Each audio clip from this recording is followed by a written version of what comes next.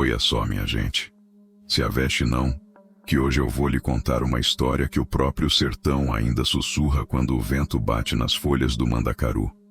É a história da cangaceira mais temida que já pisou nessa terra rachada, e de como a honra de um vaqueiro simples virou rastilho de pólvora que queimou uma injustiça danada. Dizem que quando a lua minguava na Serra do Roncador, ela surgia montada num cavalo preto, com punhal reluzindo na cintura e olhos que queimavam que nem brasa viva. O nome dela? Jandira do Rastro Seco. E se você gosta desse tipo de história braba, já deixe seu like para sempre. O YouTube te enviar as melhores. Se inscreva no canal e comente de onde você está me assistindo. Porque essa história aqui é dessas que o povo conta de geração em geração. E hoje ela chega até vocês. Puxe o banco, se achegue, que vamos começar. No tempo em que o século XIX virava 20, lá nas quebradas do sertão nordestino, havia uma vila que o povo chamava de Pedra Rachada. Nome que calhou bem, porque ali a vida também era partida no meio. De um lado, os que tinham tudo, do outro, os que não tinham nada. O sol castigava aquela terra que nem Malaquias de Deus. Mandacaru queimado, chão rachado que nem couro velho, e uma poeira vermelha que subia e descia conforme o vento queria. Era terra onde só os fortes sobreviviam, onde cada dia era uma luta contra a sede, contra a fome, contra o próprio destino.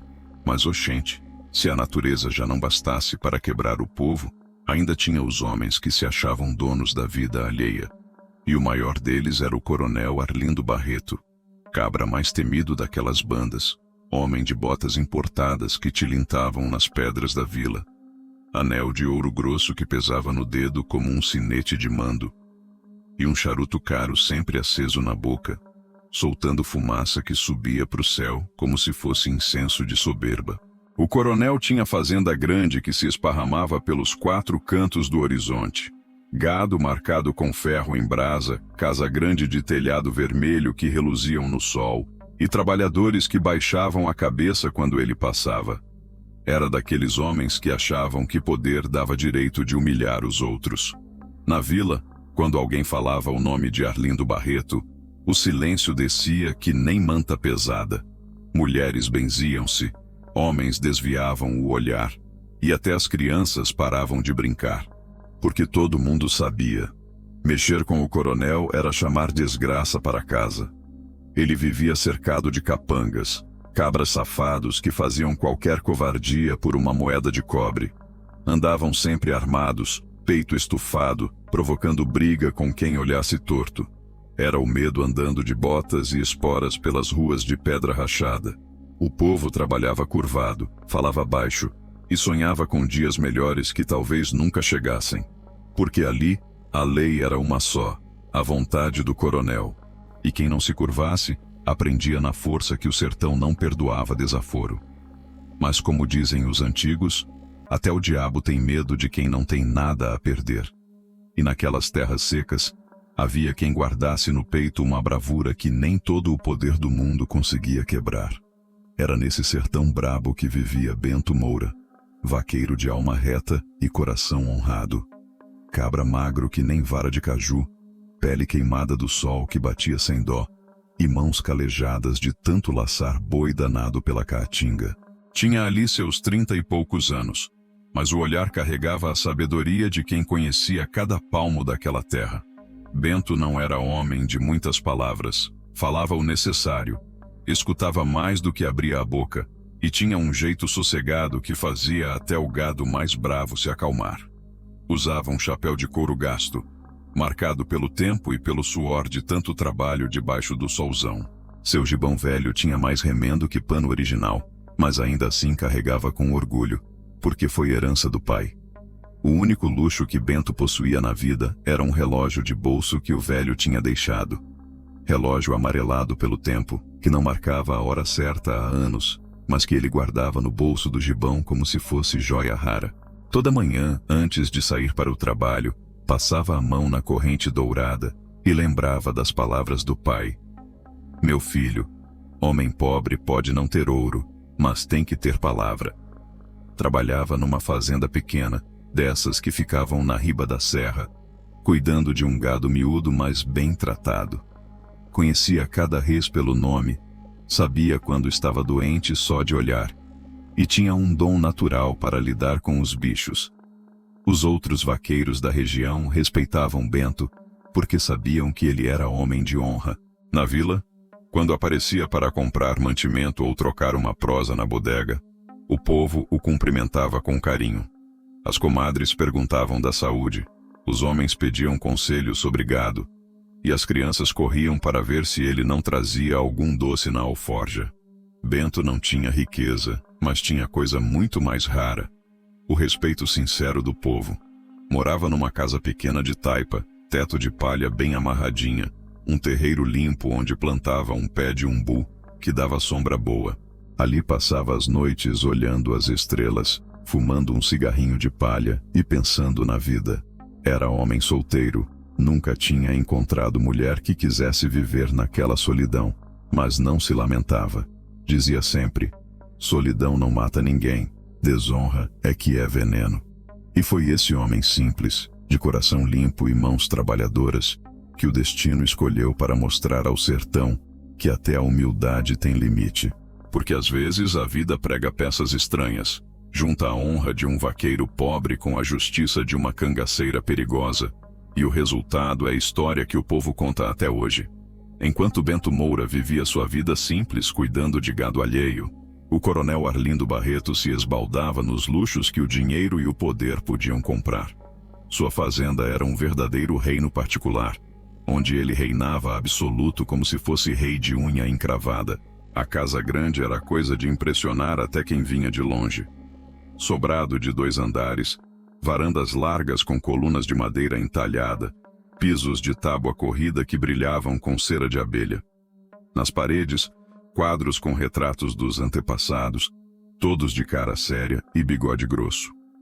Na sala principal, relógio alemão que batia as horas com som grave, mesa de jantar que cabia 20 pessoas e cristaleiras cheias de louça fina que veio lá do Rio de Janeiro.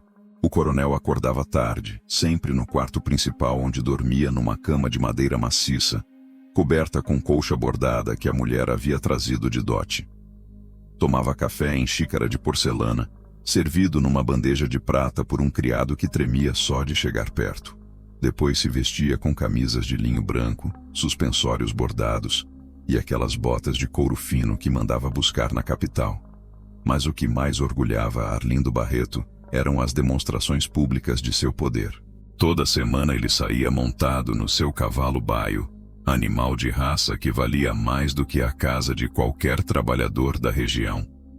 A sela era bordada com fios dourados, os estribos brilhavam ao sol e as rédeas tinham fivelas de prata que tilintavam a cada passo. Acompanhava o coronel sempre uma comitiva de 5 ou 6 capangas, cabras truculentos que ele chamava de meus meninos. Eram homens sem escrúpulo que fariam qualquer covardia por um punhado de moedas. Andavam armados até os dentes, pistola no coldre, facão na cintura, alguns até com espingarda atravessada no lombo do cavalo. O que mais divertia Arlindo Barreto era humilhar o povo da vila. Inventava desculpas para castigar quem não demonstrasse respeito suficiente. Se alguém não tirasse o chapéu quando ele passava, já era motivo para arranjar confusão. Se uma mulher não baixasse os olhos, mandava chamar o marido para dar satisfação. Se um trabalhador ousasse pedir aumento de salário, o danado ia parar na cadeia por desrespeito à autoridade. Tinha o costume de parar na porta da igreja aos domingos, só para ver o povo se curvando diante dele. Fazia questão de entrar por último na missa, pisando forte para que todos ouvissem. E se sentava no primeiro banco como se fosse pessoa ungida por Deus. Durante o sermão, ficava olhando para os fiéis com um sorriso maldoso, sabendo que cada um deles tinha medo de cruzar seu caminho. Era homem que transformava o poder em vício.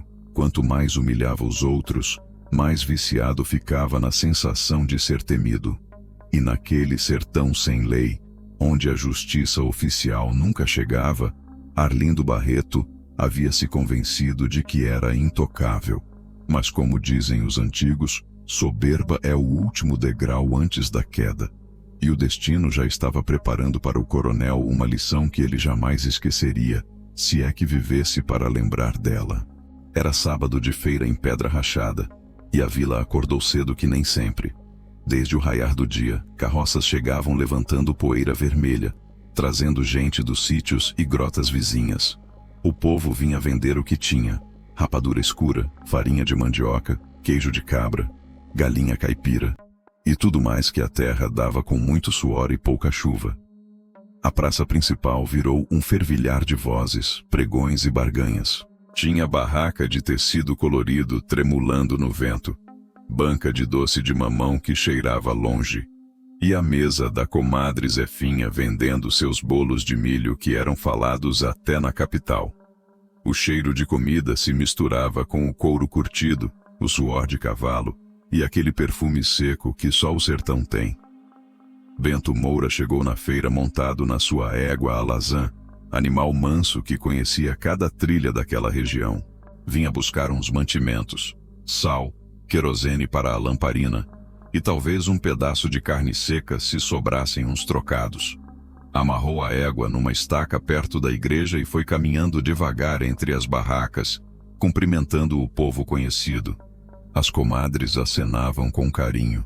Os homens faziam uma prosa rápida sobre o tempo seco. E Bento respondia com sua gentileza de sempre. Parou na banca do seu Bernardino para comprar tabaco e estava trocando uma conversa sobre o gado quando escutou o barulho. Cascos de cavalo batendo forte nas pedras da rua. Era som diferente, marcado, como se fosse cortejo de enterro. O povo da feira foi parando de falar, virando o rosto na direção do barulho. E um silêncio pesado começou a descer sobre a praça. Vinha chegando o coronel Arlindo Barreto. Ele cavalgava devagar, como quem sabe que todo mundo está olhando. O cavalo baio pisava orgulhoso, a sela bordada reluzindo no sol da manhã. E atrás vinham os capangas em fila, igual cortejo de abutre. O coronel usava um terno escuro, chapéu de feltro importado e aquele sorriso maldoso de quem estava procurando motivo para arranjar confusão. O povo da feira começou a se afastar, abrindo caminho como se fosse procissão. As mulheres pegaram as crianças no colo, os homens baixaram a cabeça, e até os cachorros que corriam pela praça se esconderam debaixo das barracas. Mas Bento Moura não viu a chegada do coronel. Estava de costas, concentrado na conversa com seu Bernardino sobre o preço do tabaco. Quando finalmente percebeu o silêncio estranho e se virou, já era tarde. O coronel Arlindo Barreto estava parado bem na frente dele, ainda montado no cavalo, olhando de cima para baixo com aqueles olhos frios que nem pedra de gelo. Os capangas se espalharam ao redor, mãos próximas dos coldres, como quem estava esperando ordem para agir. "Olha só que coisa", disse o coronel, com voz pausada que carregava a ameaça. "Um caboclo que não tira o chapéu quando o homem de respeito passa." Bento sentiu o sangue gelar nas veias. Olhou ao redor e viu que toda a feira estava parada, assistindo. Centenas de olhos grudados nele, esperando para ver o que ia acontecer. E ali, naquele momento, Bento Moura percebeu que havia caído numa armadilha do destino. O que aconteceu depois foi coisa que o povo de Pedra Rachada jamais esqueceu. Uma daquelas cenas que ficam gravadas na alma como cicatriz de ferro em brasa. O coronel desceu do cavalo devagar, entregando as rédeas para um dos capangas. Cada movimento dele era calculado, como quem sabia que estava dando um espetáculo para a plateia. Bento ainda tentou falar, explicar que não tinha visto a comitiva chegar, mas Arlindo Barreto levantou a mão pedindo silêncio. "Ochente, caboclo", disse o coronel tirando as luvas de couro fino. "Desde quando vaqueiro de meia tigela não respeita a autoridade?" O povo da feira formou um círculo largo como se fosse briga de galo. Mulheres seguraram os filhos mais perto do peito. Homens cerraram os punhos, mas não ousaram se mexer. O medo estava ali, espesso que nem melado, grudando em todo mundo. Bento tirou o chapéu de couro gasto e segurou com as duas mãos, numa tentativa de mostrar respeito. "Coroné, o senhor me perdoe. Não vi sua passagem. Estava distraído na conversa. Não foi por desrespeito, não." Mas o coronel já tinha decidido o que ia fazer. chamou 2 capangas com um aceno de cabeça. Eram cabras grandes, de cara fechada, que chegaram perto de Bento como quem cerca animal para marcar. Diz respeito? Perguntou Arlindo Barreto, caminhando ao redor de Bento que nem onça rondando presa. Oxente, caboclo, você não sabe que quando o homem de bem passa, até cachorro se cala? Foi quando tudo desandou. Um dos capangas arrancou o chapéu da mão de Bento e jogou no chão, pisoteando com a bota. O outro agarrou o gibão velho e puxou com força, rasgando o tecido remendado, com um barulho seco que cortou o silêncio da praça. Bento tentou reagir, mas já eram 3 homens contra ele. Seguraram os braços, forçaram ele a se ajoelhar ali mesmo, no meio da feira, diante de todo aquele povo que o conhecia desde menino. Agora sim, disse o coronel, acendendo um charuto caro enquanto olhava Bento ajoelhado na poeira. Assim é que caboclo deve ficar diante de autoridade. O relógio de bolso, herança do pai, rolou no chão de tanto puxão. Bento olhou para ele ali na terra, a corrente dourada suja de poeira, e sentiu alguma coisa quebrar por dentro.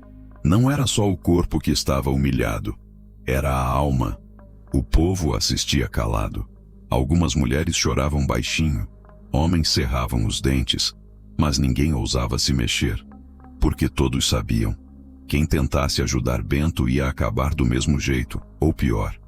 O coronel fumou o charuto inteiro, devagar, saboreando cada tragada enquanto Bento ficava ajoelhado sob o sol castigante. Era tortura calculada, feita para mostrar a todo mundo quem mandava naquelas terras. Pronto, caboclo, disse finalmente jogando a ponta do charuto no chão. Agora você já sabe como se comportar diante de gente de respeito. Montou no cavalo e partiu com os capangas, deixando Bento ali, ajoelhado, com o gibão rasgado e a dignidade pisoteada diante de todo o povo. Mas o coronel não sabia que, entre as barracas da feira, alguém havia assistido tudo com atenção diferente. Olhos que não mostravam pena, nem medo. Mostravam fúria contida, como brasa que está prestes a virar incêndio.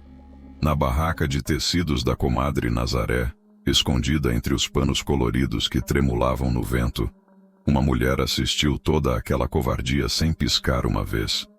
Não era mulher comum, isso qualquer um via de longe. Tinha porte de quem não se curvava para ninguém e olhar que cortava mais que lâmina afiada. Era alta e magra que nem vara de pescar, mas com músculos marcados nos braços de tanto usar a força. Pele queimada do sol do sertão, cabelos pretos amarrados para trás com um lenço vermelho. Vestia calça de couro escura, camisa aberta no peito deixando ver um colar de contas azuis. E por cima um gibão curto que se ajustava ao corpo como segunda pele. Mas o que mais chamava a atenção eram as armas. Cartucheiras cruzadas no peito, cheias de balas que brilhavam como dentes de cobra. Na cintura, um punhal de cabo trabalhado em prata, outro dos raros luxos que carregava. E nos olhos, aquele brilho perigoso de quem já viu muita desgraça e não se espantava mais com a maldade dos homens. Quando Bento foi forçado a se ajoelhar, ela cerrou os punhos até as juntas ficarem brancas. Quando o gibão rasgou, algo antigo queimou dentro do peito dela como brasa soprada pelo vento. E quando viu o relógio de herança rolando na poeira, a mulher sentiu uma raiva que vinha de longe, de outras injustiças, de outras humilhações que havia presenciado no passado, porque aquela era Jandira do Rastro Seco, cangaceira que corria as estradas há mais de 10 anos, sempre sozinha, sempre perigosa. Tinha esse nome porque, por onde passava, deixava um rastro de poeira seca e justiça feita com as próprias mãos. Não andava em bando, não obedecia a chefe, e não pedia licença para ninguém. Era lobo solitário do cangaço, temida tanto pelos coronéis quanto pelos outros cangaceiros. O povo contava a história dela em voz baixa, como quem fala de alma penada. Diziam que já tinha matado mais de 20 homens, todos por motivo justo. Nunca atacava inocente, nunca roubava pobre, mas quem pisasse na fraqueza alheia podia preparar a mortalha, porque ela não perdoava a covardia. Enquanto assistia à humilhação de Bento, Jandira se lembrou do próprio passado, de quando era menina e viu o pai, trabalhador honesto, ser humilhado por um coronel parecido com aquele. De como a mãe chorou escondida por meses, e de como ela jurou que, quando crescesse, injustiça na sua frente não passaria em branco. Viu o coronel montando no cavalo, rindo satisfeito da covardia que tinha feito. Viu os capangas seguindo atrás, peito estufado como se tivessem ganhado alguma guerra. E viu Bento se levantando devagar, catando os pedaços do relógio quebrado, com a cara marcada pela vergonha. Foi quando Jandira tomou a decisão que mudaria o destino de todo mundo naquela história. Saiu da barraca de tecidos como sombra que se move no fim da tarde. Passou entre o povo da feira sem ninguém perceber direito quem era. Alguns até olharam, sentindo que havia algo diferente naquela mulher, mas ela já tinha sumido entre as casas da vila. Naquela noite, enquanto Bento voltava para casa com o coração partido, e o coronel se acomodava em sua fazenda pensando na diversão que tinha tido na feira, Jandira do Rastro Seco se preparava. Porque no seu código de honra havia uma regra que nunca quebrava. Quem humilhava inocente tinha que pagar o preço. E o preço sempre era cobrado na ponta da faca ou no cano da pistola. O sertão ia descobrir que nem toda injustiça ficava sem resposta. Para entender por que Jandira do Rastro Seco não conseguiu ficar calada diante daquela injustiça, é preciso conhecer a história dela. Porque ninguém vira cangaceira por acaso. Sempre tem uma dor por trás, uma marca que não cicatriza, uma conta que a vida cobrou caro demais. Jandira nasceu numa grota perdida lá pelos lados da Serra do Gavião, filha de um agricultor chamado Zé do Riachão e de uma benzedeira conhecida como Dona Flor das Ervas. Era família pobre, mas honrada, dessas que viviam do suor do rosto e da bênção de Deus. O pai plantava milho e feijão na época das águas, criava umas cabras soltas e, quando a seca apertava, saía para trabalhar em fazenda alheia. A menina cresceu solta que nem passarinho da caatinga. Aprendeu cedo a usar facão, a montar cavalo sem sela e a atirar com bodoque nos passarinhos que comiam a roça. A mãe ensinava a ela as rezas antigas, os segredos das plantas que curam e aquela sabedoria que só as mulheres do sertão carregam no coração. Mas quando Jandira completou 15 anos, a desgraça bateu na porta. Havia um coronel na região, cabra soberbo chamado Lindório Tenório, que se achava dono de tudo e de todo mundo. Zé do Riachão trabalhava numa terra que ele achava que era sua, mas que na verdade não tinha papel passado. Era daquelas posses antigas, de família que morava ali há gerações, mas sem escritura no cartório. Lindório Tenório decidiu que queria aquela terra para aumentar sua fazenda. Mandou os capangas expulsarem a família, mas Zé do Riachão não saiu. Era homem de palavra e de coragem. Disse que ali tinha nascido e ali ia morrer. Que terra de trabalho honesto não se entregava assim, no grito. Foi numa manhã de segunda-feira que aconteceu a tragédia que mudou a vida de Jandira para sempre. O coronel veio com 10 homens armados. Cercaram a casa pequena de taipa, gritaram para a família sair. Quando Zé do Riachão apareceu na porta com uma espingarda velha nas mãos, disseram que era para ele entregar as armas e abandonar a terra. Essa terra é minha por direito de posse, disse Zé do Riachão, firme que nem rocha. Meu avô derrubou o primeiro pau aqui. Meu pai está enterrado naquele cemitério. Não saio não. Foi quando o coronel deu a ordem que marcou Jandira para o resto da vida. Quebrem esse caboclo atrevido. O que aconteceu depois foi covardia das grandes. 10 homens contra 1. Surra que durou o dia inteiro, na frente da mulher e da filha. Zé do Riachão apanhou até não poder mais se levantar, mas não pediu arrego. Morreu na tarde daquele dia, com a cara voltada para a terra que tanto amava. Jandira, escondida atrás de uma moita de mandacaru, viu tudo. Cada soco, cada pontapé, cada humilhação. E quando viu o pai esticado no chão, com o sangue tingindo a terra seca, alguma coisa morreu dentro dela. A menina doce virou fera. A criança obediente virou justiceira. Dona Flor das Ervas ficou louca de dor. Passou meses falando sozinha, benzendo o vento, chamando o marido morto. Morreu de tristeza no inverno seguinte, deixando a filha sozinha no mundo. com 15 anos e um ódio que queimava que nem brasa viva. Foi assim que nasceu Jandira do Rastro Seco, no meio da dor, da injustiça e da sede de vingança que o sertão às vezes bota no coração de quem não tem mais nada a perder. Enquanto a lua subia redonda e amarela sobre as casas de telha de pedra rachada, duas almas viviam um tormento diferente naquela mesma noite. Bento Moura chegou em casa quando já eram horas da coruja cantar. Desceu da égua alazã com um movimento de velho, como se tivesse carregado pedra o dia inteiro. O gibão rasgado pendurava nos ombros que nem trapo, e na mão tremia o relógio de herança, com o vidro quebrado e a corrente arrebentada. Sentou no tronco que usava de banco, no terreiro da casa pequena, e ficou olhando as estrelas sem ver nada. A humilhação queimava por dentro que nem cachaça ruim. Não era só a vergonha de ter sido forçado a se ajoelhar diante do povo. Era o sentimento de impotência de saber que num sertão comandado por coronéis safados, homem honesto não valia nada. Pegou o relógio quebrado e tentou fazer funcionar de novo. Rodou a chave, balançou perto do ouvido, mas o tempo tinha parado ali, igual sua dignidade. Lembrou das palavras do pai morto. Meu filho, homem pobre pode não ter ouro, mas tem que ter palavra.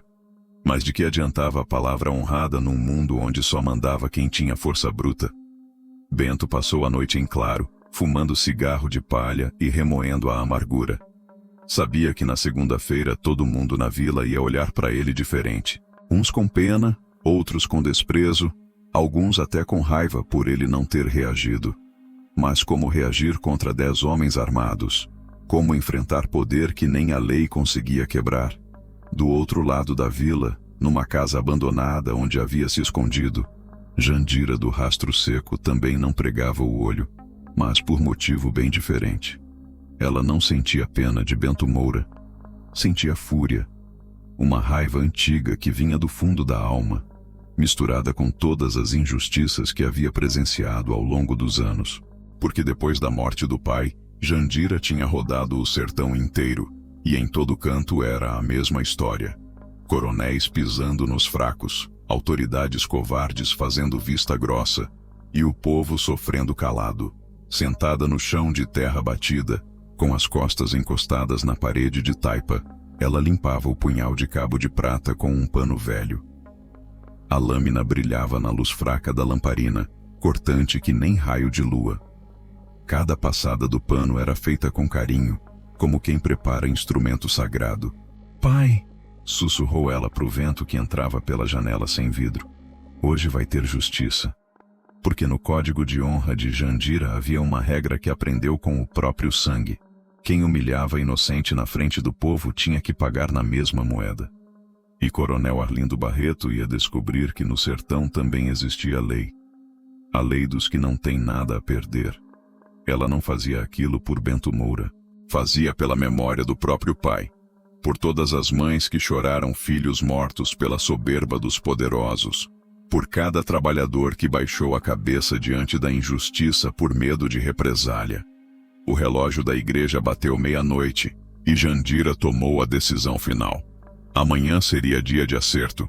O coronel ia descobrir que existia alguém no mundo que não se curvava diante de poder nenhum.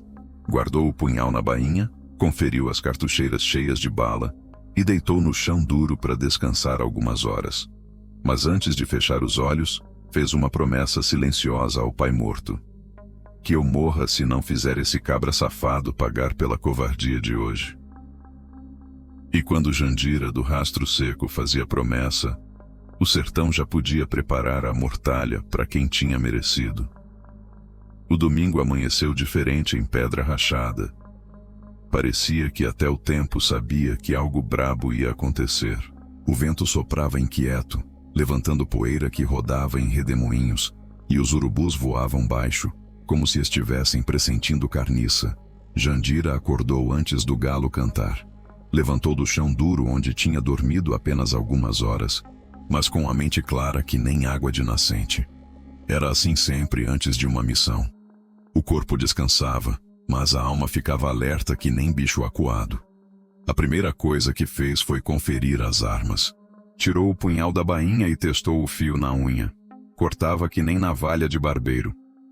Abriu as cartucheiras e contou as balas uma por uma. 36 projéteis, todos limpos e brilhando que nem dente de cobra. A pistola estava azeitada, funcionando lisa, que nem seda.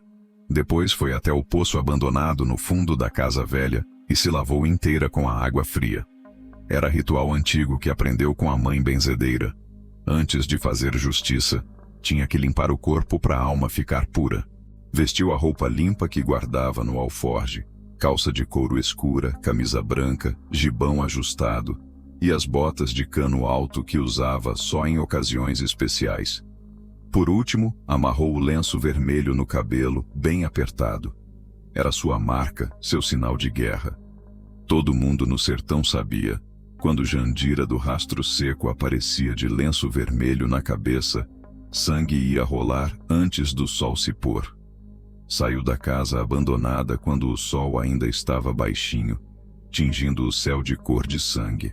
Montou no cavalo preto que mantinha escondido numa grota próxima, animal bravo que só obedecia a ela, treinado para correr no silêncio e parar sem fazer barulho.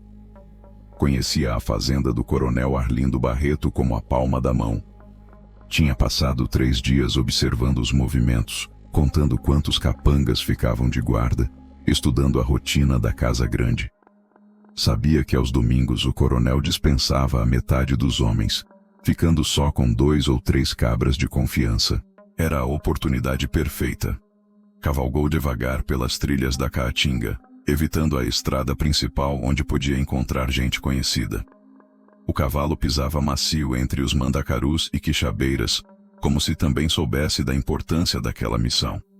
De vez em quando Jandira parava para escutar o silêncio, ouvido treinado de cangaceira que sabia identificar qualquer barulho suspeito. Quando chegou perto da fazenda, desceu do cavalo e amarrou numa árvore distante. O resto do caminho seria a pé, aproveitando a sombra das plantas para chegar perto sem ser vista. Conferiu uma última vez se as armas estavam no lugar. Punhal na cintura, cartucheiras no peito, pistola no coldre. O coração batia no peito, mas não era medo. Era a ansiedade de quem ia finalmente fazer justiça, porque desde a morte do pai, Jandira havia jurado que não ia parar enquanto houvesse coronel safado humilhando gente honesta no sertão. Agachou atrás de uma moita de caatinga e observou a casa grande. 2 janelas acesas no andar de cima, onde devia estar o quarto do coronel. Um capanga fazendo ronda preguiçosa no terreiro. Outro dormindo na rede da varanda, com a espingarda largada no chão. Era agora ou nunca. Jandira do Rastro Seco saiu da sombra que nem alma penada. E a noite do sertão se preparou para receber mais uma lenda que o povo ia contar por gerações. O acerto de contas havia começado. Naquela noite de domingo, a fazenda do coronel Arlindo Barreto dormia sossegada que nem criança no colo da mãe. O coronel havia passado o dia se gabando da humilhação que fez ao vaqueiro na feira, contando e recontando a história para os capangas que riam feito hienas bem alimentadas. A casa grande estava toda iluminada. No andar de baixo, na sala principal, 3 capangas jogavam baralho numa mesa de madeira maciça, bebendo cachaça e fazendo barulho. Eram cabras relaxados, acostumados com a vida fácil de quem vivia protegendo o coronel que ninguém ousava desafiar. As armas estavam largadas num canto longe da mesa, rifle encostado na parede, cartucheiras penduradas numa cadeira. Na cozinha, a cozinheira velha terminava de lavar as louças do jantar. Era mulher de confiança da família, dessas que conhecem todos os segredos da casa. Depois de guardar os pratos de porcelana na cristaleira, apagou a lamparina e foi se deitar no quartinho dos fundos. Lá fora, no terreiro espaçoso, 2 guardas faziam ronda preguiçosa. Um deles, cabra magro chamado Zé Ruim, caminhava devagar entre as árvores frutíferas, mais preocupado em não pisar numa cobra do que em vigiar a propriedade. O outro, negro Lívio, tinha se acomodado numa rede na varanda dos fundos e cochilava com a espingarda atravessada no colo. No andar de cima, o coronel Arlindo Barreto tomava banho numa bacia de louça, servido por um criado que tremia só de chegar perto. A água morna tinha cheiro de sabão francês. coisa que ele mandava buscar na capital para se distinguir da ralé. Depois de se secar numa toalha felpuda, vestiu um robe de seda e se sentou na poltrona de couro do quarto principal. Ali estava ele, relaxado que nem rei no trono, fumando um charuto caro e bebendo conhaque numa taça de cristal. Olhava pela janela o terreiro escuro e sorria satisfeito, lembrando da cara de vergonha do vaqueiro ajoelhado na poeira. Era daqueles homens que se alimentavam da humilhação alheia, que sentiam prazer em mostrar poder. Amanhã vou contar a história de novo na bodega, murmurou sozinho, saboreando a lembrança. O povo precisa saber quem manda nessa terra. Não fazia ideia de que do lado de fora, agachada atrás de uma cerca de aroeira, uma sombra perigosa observava cada movimento da casa.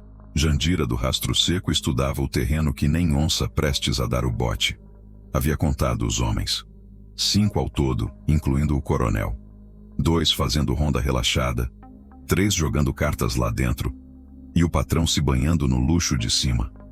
Para uma cangaceira experiente como ela, aquilo era moleza. Já havia invadido casas mais bem guardadas que aquela. O vento soprava a favor, levando qualquer barulho que ela pudesse fazer na direção oposta. A lua estava encoberta por nuvens, criando sombras perfeitas para se mover sem ser vista. E o mais importante, não tinha cachorro na fazenda. O coronel achava que não precisava deles, confiante demais no próprio poder. Jandira sorriu perigoso na escuridão. Soberba era mesmo o último degrau antes da queda. E Arlindo Barreto estava prestes a descobrir que no sertão, até os poderosos dormem com um olho aberto. Ou deveriam. A justiça estava chegando nas pontas dos pés, silenciosa que nem morte natural. Jandira se moveu que nem fumaça, aproveitando cada sombra, cada moita, cada canto escuro do terreiro. Anos de vida no cangaço haviam afiado seus instintos até ela ficar invisível quando queria.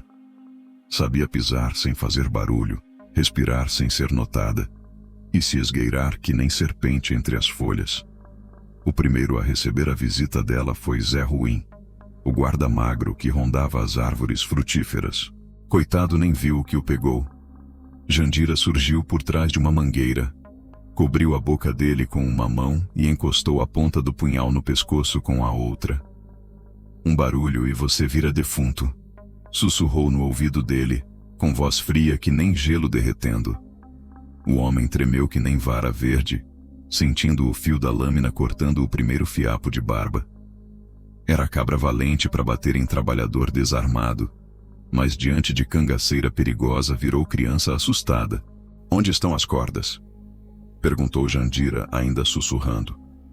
Zé Ruim apontou com o queixo trêmulo para um galpão próximo. Ela o empurrou naquela direção, sempre com o punhal colado no pescoço dele. Dentro do galpão tinha cordas de couro, laços de vaqueiro e arreios pendurados nas paredes. Deita no chão de barriga para baixo, ordenou. Enquanto ele obedecia, Jandira pegou uma corda resistente e amarrou os pulsos dele nas costas. Depois amarrou os pés. Por último, fez uma mordaça com um pedaço de pano velho. Se você ficar quietinho, vai ver o sol nascer amanhã, sussurrou antes de sair. Se tentar se mexer, volto aqui para cortar sua garganta. O segundo guarda foi mais fácil ainda. Negro Lívio dormia profundo na rede da varanda, roncando que nem porco no chiqueiro. A espingarda havia caído no chão de tanto relaxo. Jandira chegou perto, pegou a arma com cuidado e depois acordou o homem com a ponta do punhal na garganta. Boa noite, cabra safado, murmurou quando ele abriu os olhos arregalados. O homem tentou se mexer, mas ela apertou mais o punhal contra a pele morena. Quieto que nem defunto, senão vai virar um de verdade. Amarrou ele da mesma forma, usando a própria rede como prisão. Agora só restavam os 3 que jogavam cartas lá dentro, e o coronel no andar de cima. Jandira se aproximou da janela da sala e espinou pro dentro. Os capangas estavam bêbados, falando alto, completamente distraídos no jogo. As armas continuavam largadas num canto longe das mãos deles. Era quase insulto pro instinto de sobrevivência dela. Contornou a casa até encontrar a porta dos fundos, que dava direto para a cozinha. Testou a maçaneta devagar. Estava destrancada. Entrou que nem sombra, pisando nas pontas dos pés sobre o chão de tábua encerada. A casa era luxuosa por dentro, cheia de móveis caros e enfeites que brilhavam na luz fraca das lamparinas. Mas Jandira não estava ali para admirar a riqueza roubada do suor alheio. Tinha vindo fazer justiça, e justiça não esperava. Atravessou a cozinha, passou pelo corredor e chegou na porta da sala onde os capangas jogavam. Respirou fundo, conferiu se o punhal estava solto na bainha e decidiu acabar logo com aquela brincadeira. Empurrou a porta devagar e entrou na sala com a pistola em punho. "Boa noite, cabras safados", disse com voz clara que cortou o ar como chicotada. Os 3 homens se viraram ao mesmo tempo, com as cartas ainda nas mãos e a boca aberta de susto. Por um momento que pareceu eterno, ninguém se mexeu. Era como se o tempo tivesse parado para assistir ao encontro entre a justiça e a covardia. Então um dos capangas, mais corajoso ou mais bêbado, fez menção de se levantar. Jandira nem piscou. Apertou o gatilho uma vez só. O tiro ecoou pela casa grande que nem trovão de tempestade, e o sertão inteiro soube que a conta estava sendo cobrada. O barulho do tiro cortou a noite que nem faca afiada, ecoando pelas paredes da casa grande e se espalhando pela caatinga. O capanga que tentou se levantar caiu de volta na cadeira, com um buraco vermelho no ombro direito, gritando que nem porco no matadouro. Os outros 2 ficaram paralisados, com as cartas caindo das mãos trêmulas. A fumaça da pólvora subia devagar no ar parado da sala, misturada com o cheiro de medo suado que saía daqueles homens. "Ninguém se mexe", disse Jandira com a pistola ainda fumegando na mão. "Quem tentar alguma coisa vai virar peneira." Lá de cima veio barulho de passos apressados. O coronel Arlindo Barreto havia escutado o tiro e corria a escada abaixo, ainda vestindo o robe de seda, uma pistola de cabo de madrepérola na mão direita. "Que diabo está acontecendo aqui?" gritou ele parando na porta da sala. Quando viu Jandira parada no meio da sala, de pistola em punho e olhar frio que nem pedra de gelo, o coronel sentiu alguma coisa gelada subir pela espinha. Não era medo ainda, porque homem acostumado a mandar demora para entender quando o poder mudou de lado. "Quem é você, cabocla?" perguntou, tentando usar o mesmo tom de autoridade que funcionava com todo mundo. Jandira o encarou sem piscar, estudando cada detalhe daquele homem que havia humilhado Bento na feira. O robe de seda caro, o anel de ouro grosso no dedo, o charuto ainda aceso na boca. Era a imagem perfeita da soberba que ela havia jurado combater. "Eu sou a resposta, coronel", disse ela, com voz pausada que carregava anos de ódio contido. "A resposta para a covardia que você fez na feira hoje." Foi quando Arlindo Barreto entendeu que não estava diante de uma invasora comum. Os olhos dela tinham aquele brilho perigoso dos que já mataram muita gente e não se importavam em matar mais. O jeito dela segurar a arma, firme que nem rocha. O sangue frio para invadir a casa e dominar 5 homens sozinha. "Jandira do Rastro Seco", sussurrou ele, reconhecendo finalmente quem tinha na frente. "Acertou na primeira, cabra safado", confirmou ela. "A mesma que você vai encontrar nos infernos quando eu te mandar para lá."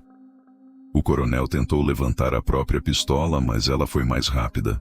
Apontou a arma direto para o peito dele, e o barulho do cão sendo engatilhado ecoou na sala que nem sentença de morte.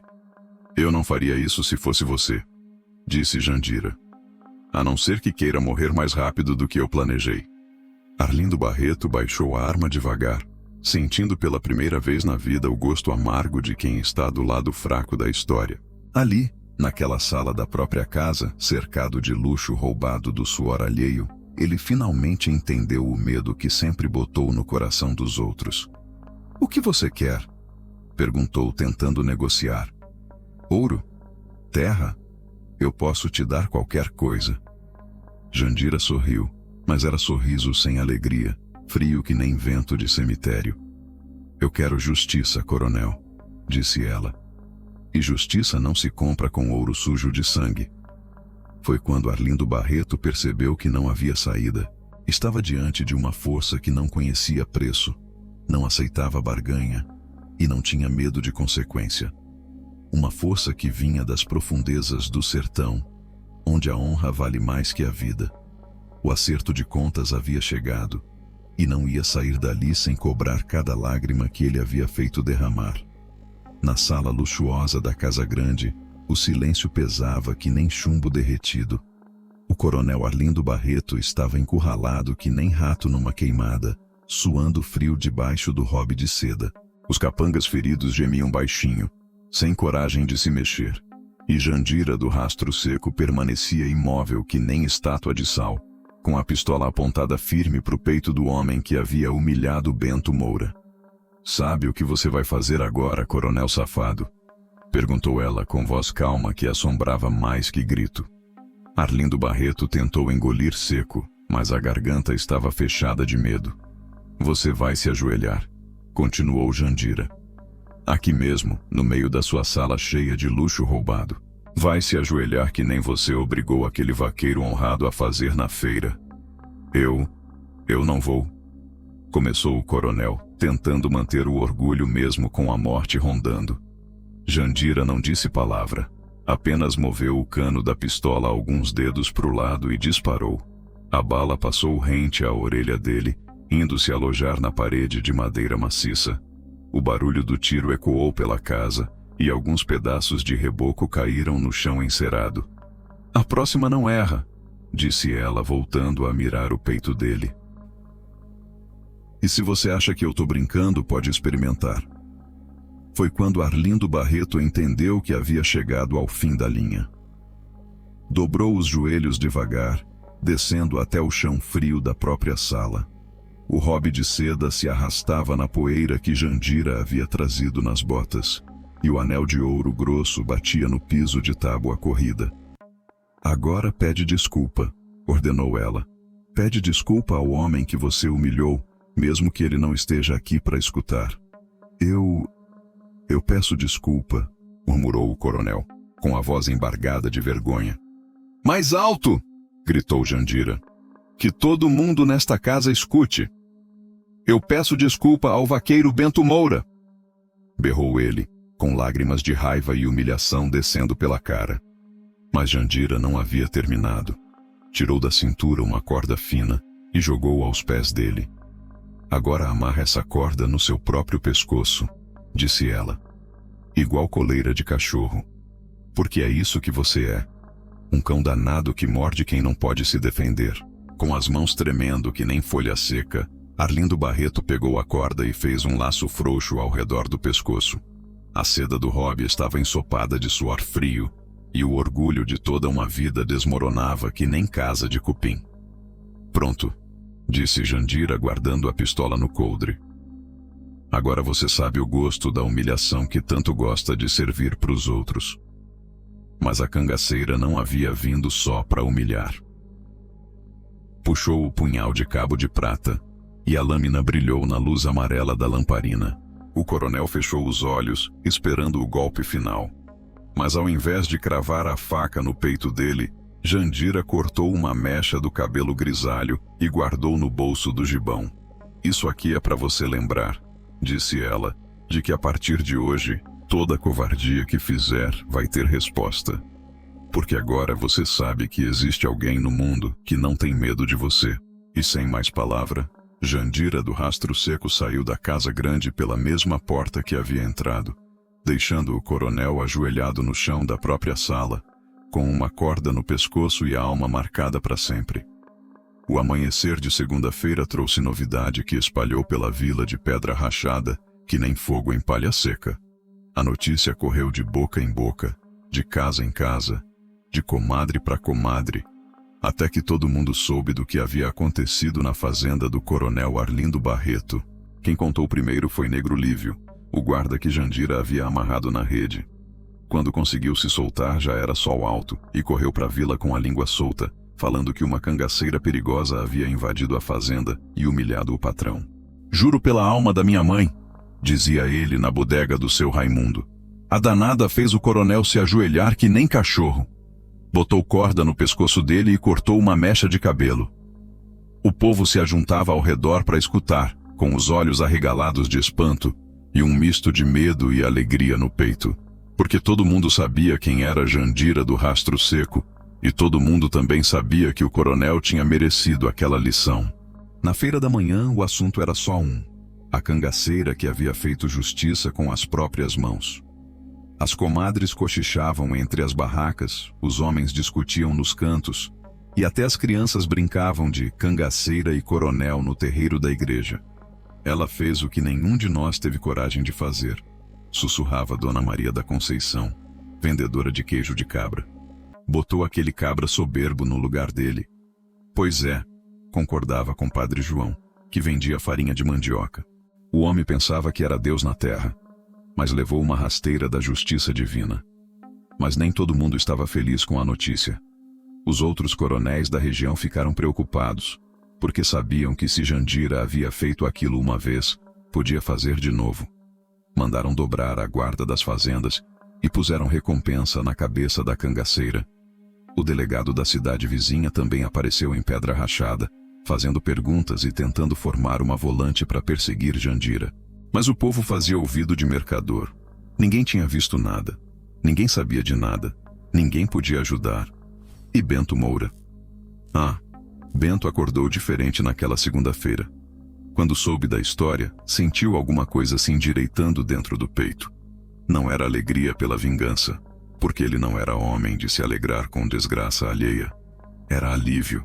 O alívio de saber que sua humilhação havia sido vingada por alguém que entendia o valor da dignidade. Naquela tarde, quando passou pela vila para comprar mantimento, o povo o cumprimentou diferente, com mais respeito, com mais carinho, porque agora todo mundo sabia que até vaqueiro pobre podia ter quem defendesse sua honra. Bom dia, seu Bento, disse comadre Zefinha, vendedora de bolo de milho. Como está passando? Tô bem, comadre, respondeu ele com a cabeça erguida. Tô bem e agradecido a Deus por existir gente justa neste mundo. E quando chegou em casa naquela noite, Bento pegou o relógio quebrado do pai e tentou de novo fazer funcionar. Não conseguiu, mas dessa vez não se importou, porque havia entendido que o tempo da humilhação tinha passado, e que no sertão brabo, a justiça às vezes demora, mas sempre chega. 3 dias depois da invasão da fazenda, Jandira do Rastro Seco desapareceu da região que nem fumaça no vento. Alguns juraram ter visto ela na estrada de Quixeramobim, outros disseram que ela passou pela feira de Canindé, mas ninguém sabia ao certo para onde tinha ido. O que importa é que ela havia cumprido sua missão. A injustiça não tinha ficado sem resposta, e o sertão inteiro sabia que existia alguém no mundo que não se curvava diante de poder nenhum. O coronel Arlindo Barreto? Esse nunca mais foi o mesmo. Mudou de casa para a capital do estado, vendeu a fazenda por preço de banana e nunca mais pisou em Pedra Rachada. Dizem que vivia olhando por cima do ombro, com medo de que Jandira voltasse para terminar o serviço. Morreu poucos anos depois, velho antes do tempo, comido pela vergonha e pelo medo. A vila de Pedra Rachada também mudou. Outros coronéis da região passaram a tratar o povo com mais respeito, porque sabiam que a notícia da cangaceira justiceira havia se espalhado por todo o sertão. Ninguém queria ser o próximo a receber uma visita de Jandira do Rastro Seco. Bento Moura voltou a viver sua vida simples, cuidando do gado alheio com a mesma dedicação de antes. Mas agora caminhava com a cabeça erguida, porque sabia que sua dignidade havia sido defendida por uma força maior que qualquer coronel. Conseguiu consertar o relógio do pai, e ele voltou a funcionar direito, marcando as horas certas como se nada tivesse acontecido. E Jandira? Bem, Jandira continuou sua jornada pelas estradas do sertão, sempre sozinha, sempre perigosa, sempre pronta para fazer justiça onde a lei não chegava. O povo contava histórias dela em volta das fogueiras, nas feiras, nas rezas de fim de ano. Histórias que cresciam a cada contação, que ganhavam detalhes novos, que viravam lenda viva. Dizem que até hoje, quando a lua está cheia e o vento bate forte na caatinga, Ainda se pode escutar o galope do cavalo preto de Jandira do rastro seco. E quando algum poderoso resolve humilhar os fracos, quando algum coronel safado pensa que pode pisar na dignidade alheia, uma sombra aparece na estrada poeirenta, porque a justiça no sertão tem nome e sobrenome.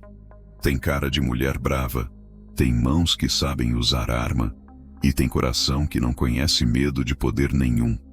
E foi assim que um vaqueiro simples chamado Bento Moura teve sua honra defendida pela cangaceira mais temida do Nordeste. Foi assim que um coronel soberbo aprendeu que até os poderosos podem se ajoelhar. E foi assim que o sertão descobriu que nem toda injustiça fica sem resposta. Agora me escute bem, minha gente. Essa história que eu contei para vocês não morreu com o tempo. Ela continua viva, correndo pelas estradas de chão, sussurrada nas feiras, cantada nos desafios de viola. Porque toda vez que um humilde é pisoteado, toda vez que um poderoso abusa da força, toda vez que a dignidade é jogada na lama, a alma de Jandira se levanta da terra seca e vem cobrar a conta. Quem morreu não calou. Virou canto no vento, reza no mato, memória viva entre os que ainda acreditam que honra vale mais que ouro. E enquanto houver sertão brabo e gente corajosa para contar essas histórias, os ecos da justiça vão continuar ecoando no rastro da pólvora.